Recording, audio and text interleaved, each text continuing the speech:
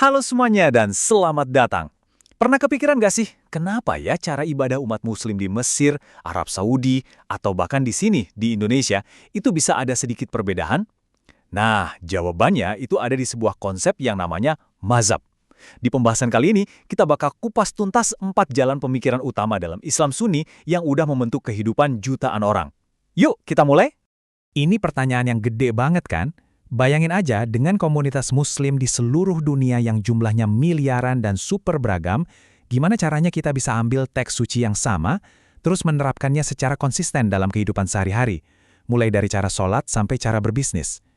Nah, inilah tantangan utama yang coba dipecahkan oleh para ulama lewat ilmu hukum Islam. Dan solusinya ada di konsep mazhab. Kalau diartiin secara harfiah, mazhab itu artinya jalan atau cara yang ditempuh. Jadi coba dibayangin, ini tuh kayak sebuah metodologi yang terstruktur, sebuah jalur yang udah dirumusin sama ulama-ulama hebat buat bantu kita memahami lautan ilmu dari Al-Quran dan hadis. Oke, sekarang kita bahas lebih dalam lagi ya. Kenapa sih jalur-jalur terstruktur ini jadi penting? Kenapa nggak setiap orang menafsirkan sendiri aja? Jadi, kenapa mazhab itu ada?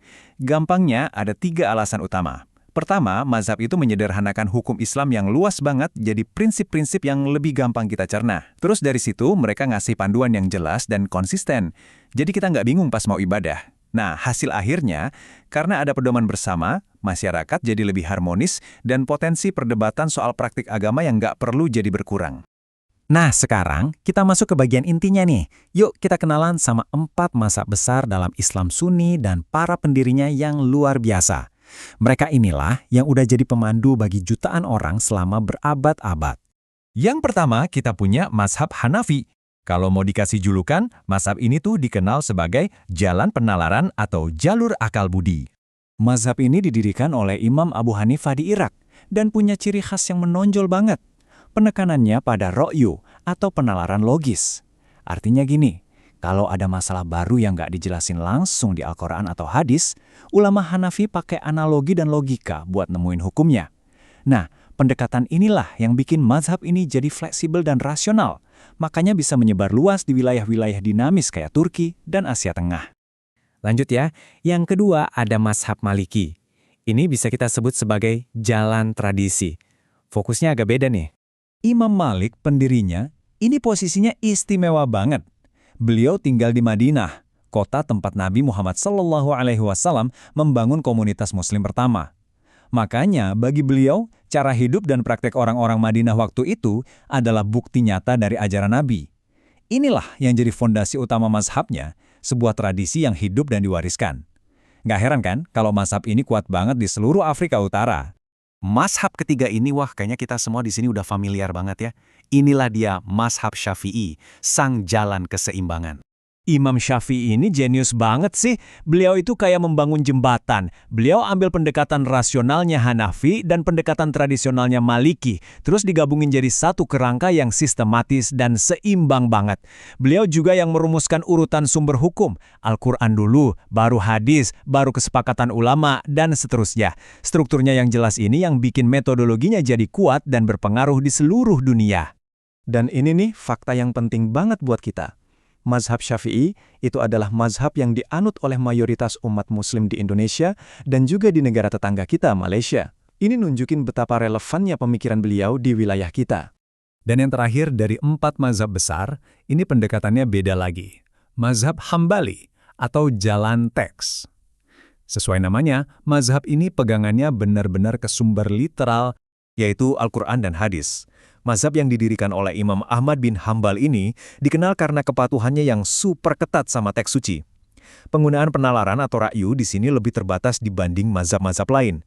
Nah, karena prinsipnya yang sangat mendasar inilah, mazhab Hambali jadi landasan hukum resmi di Arab Saudi sampai sekarang.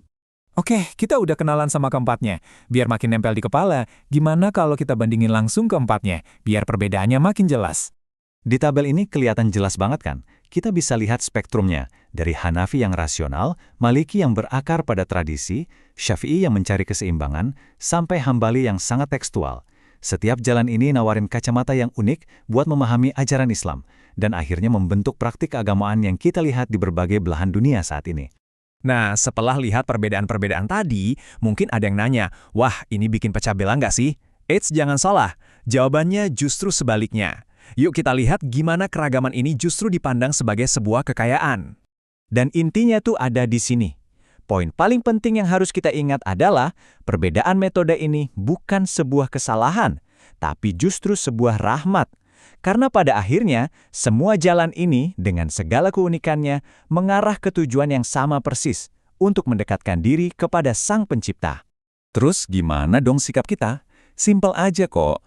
Pertama, hargai perbedaan ini sebagai sebuah kekayaan intelektual.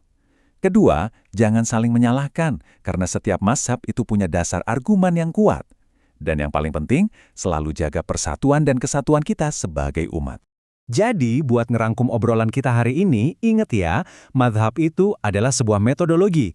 Ada 4 yang utama, Hanafi, Maliki, Syafi'i, dan Hanbali, masing-masing dengan pendekatan uniknya, rasional, tradisional, seimbang, dan tekstual. Tapi yang terpenting, beda metode bukan berarti beda tujuan. Tujuan akhirnya tetap sama. Sebagai penutup, aku mau ninggalin satu pertanyaan buat kita renungin bareng-bareng. Kalau tujuannya sama, gimana caranya jalan yang berbeda-beda ini justru bisa bikin perjalanan spiritual kita jadi lebih kaya dan lebih berwarna? Terima kasih banyak sudah menyimak.